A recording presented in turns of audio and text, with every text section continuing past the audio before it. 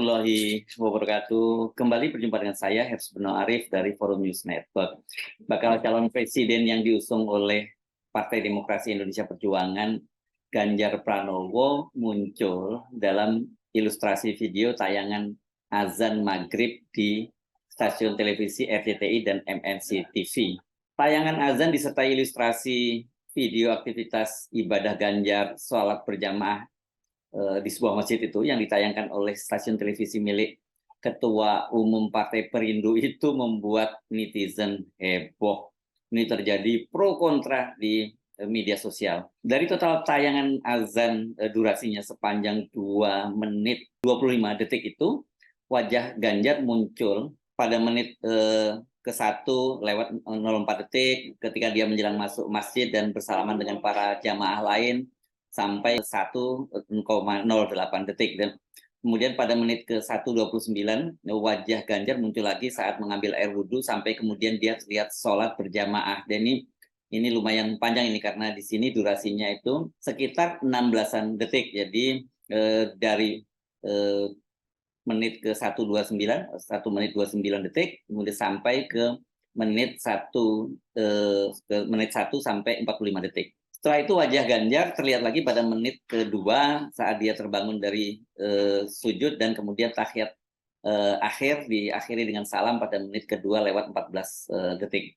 Jadi ini kalau saya hitung-hitung dari durasi azan selama 2 menit 25 detik itu total wajah Ganjar Pranowo muncul selama 30 detik. Kalau Anda perhatikan ini durasi ini biasa digunakan oleh para pengiklan di sebuah stasiun televisi.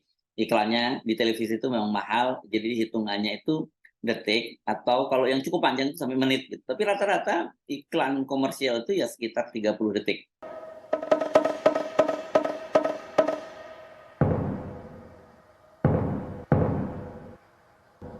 Allahu Akbar, Allahu Akbar, Allahu Akbar, Allahu Akbar. Asyhadu an la ilaha illallah.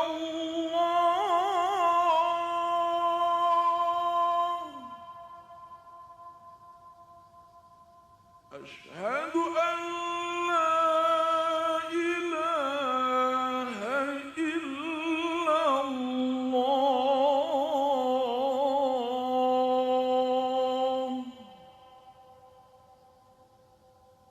Asyhadu anna Muhammadar Rasulullah.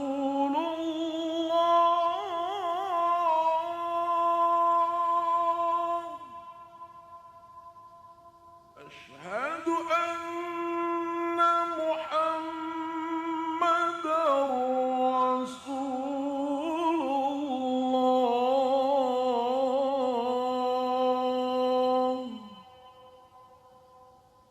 حي على الصلاة.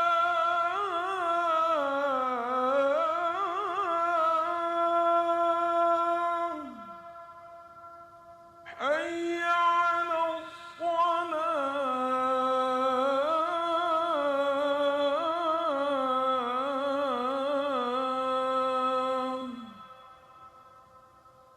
حي على الفلاح.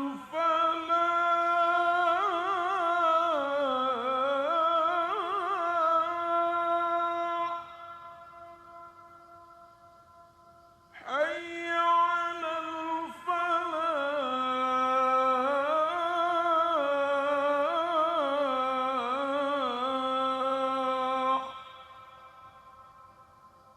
الله أكبر، الله أكبر. لا إله إلا الله.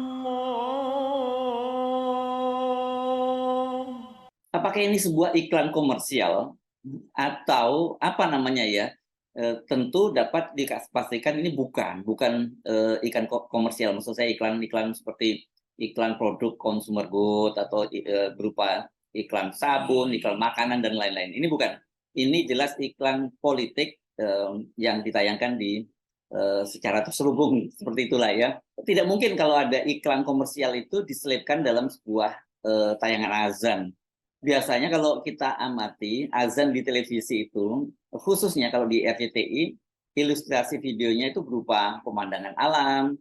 Kalau tuh ada ilustrasi orang yang salat berjamaah, biasanya ini bukanlah public figure, apalagi kemudian politisi. Itu belum pernah terjadi. Ya. Kalau toh iklan produk itu muncul, ya biasanya itu akan ditayangkan setelah penayangan azan tadi ya. Jadi artinya ini, oh azan ini dipersembahkan oleh produk A misalnya, oh azan ini dipersembahkan oleh produk B. Jadi tidak built in, tidak masuk di dalam iklan itu.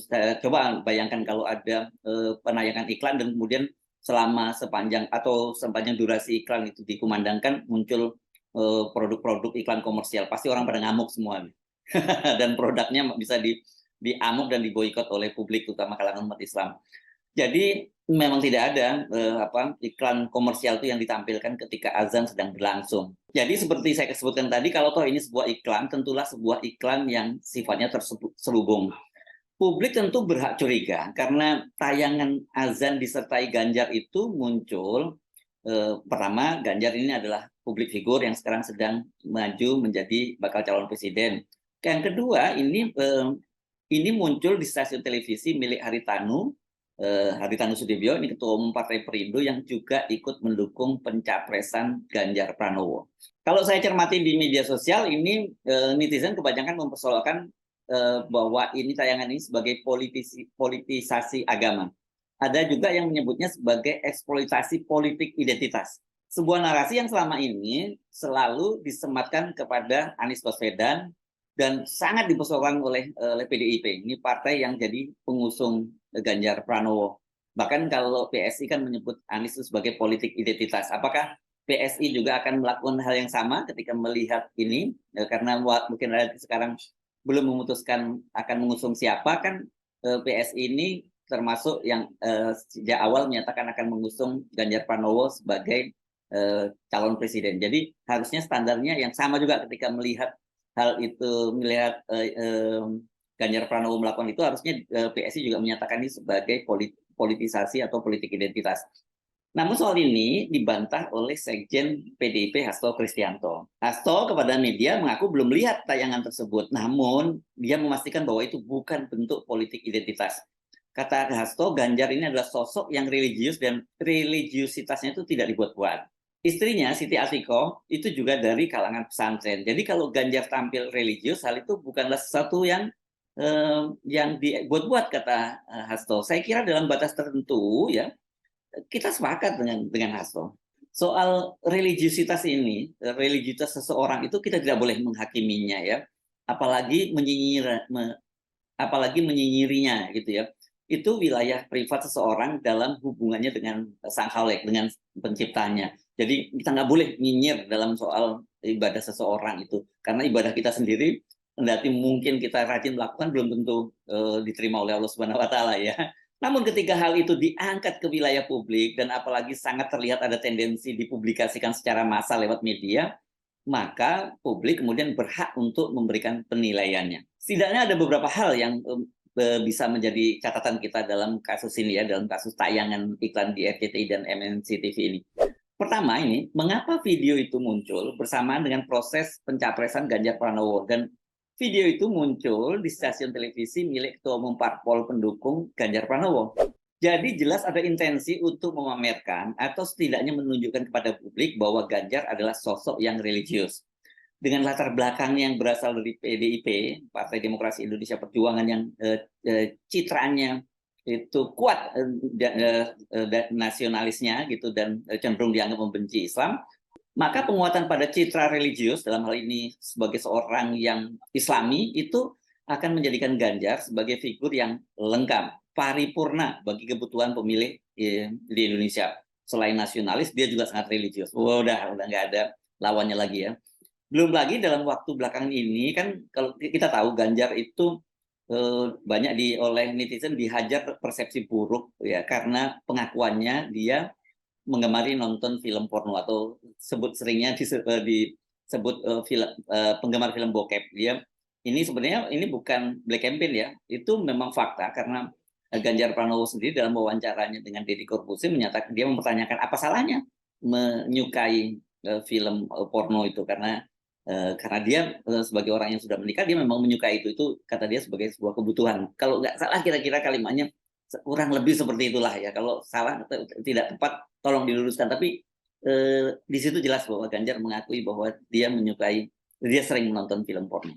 Kedua, menggunakan azan, sebuah ritual keagamaan berupa panggilan sholat untuk kaum muslim itu untuk kampanye atau iklan politik, jelas ini perilaku politik yang tidak pantas, bahkan sangat tercela.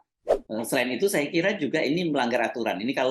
Tapi kalau aturan misalnya KPU dan sebagainya masih debatable karena nanti akan debatan ini belum resmi sebagai baca pres dan sebagainya, itu bisa lah diperdebatkan seperti itu. Tapi saya kira ini kalau secara etika ini tidak pantas. Ketiga, kalau maksudnya benar adalah iklan politik, maka harusnya stasiun televisi itu memberi porsi dan kesempatan yang sama.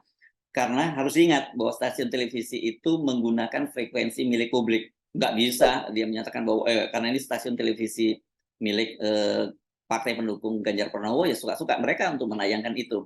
Harus diingat bahwa ada frekuensi milik publik di situ. Keempat, kalau itu bentuknya iklan, apakah itu si pemasang iklannya membayar pajak atau tidak ini? Ya, ini tadi kan saya sudah nyinggung bahwa ini iklannya mahal ini kalau dilihat durasinya dan jam tayangnya, durasinya 30 detik dan jam tayangnya pada sore hari. Ini biasanya adalah jam-jam tayang prime time ini atau tarif dan rate-nya itu paling mahal gitu ya.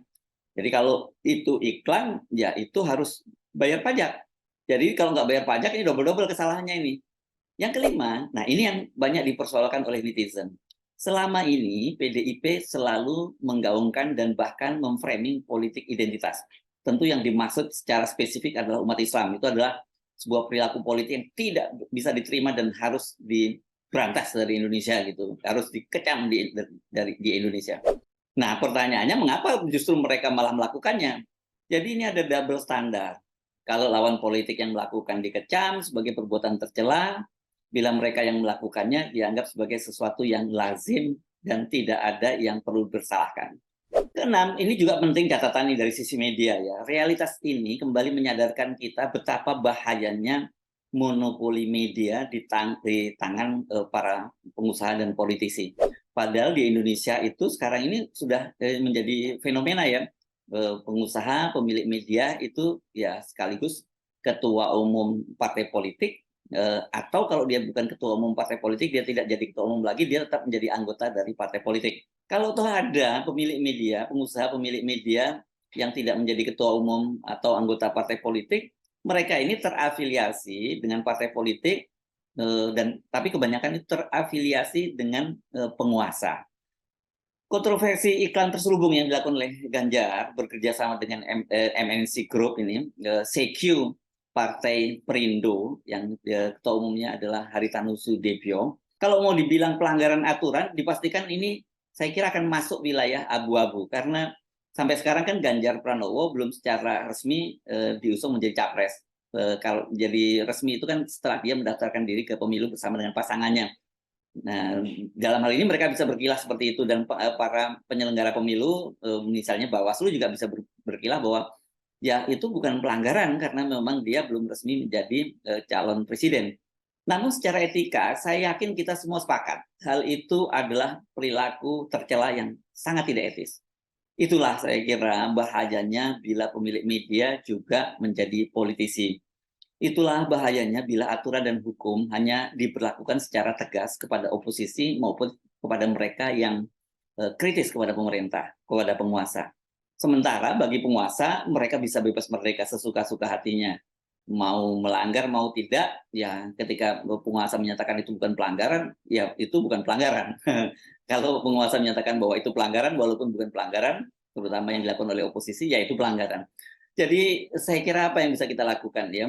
selain tadi melakukan protes-protes melalui media sosial, satu hal yang saya kira penting Anda catat, setiap kali Anda melihat azan maghrib di RCTI ya, atau MNCTV atau nanti mungkin stasiun TV lain yang terafiliasi dengan salah satu kandidat capres, ingatlah bahwa Pilpres sudah dekat.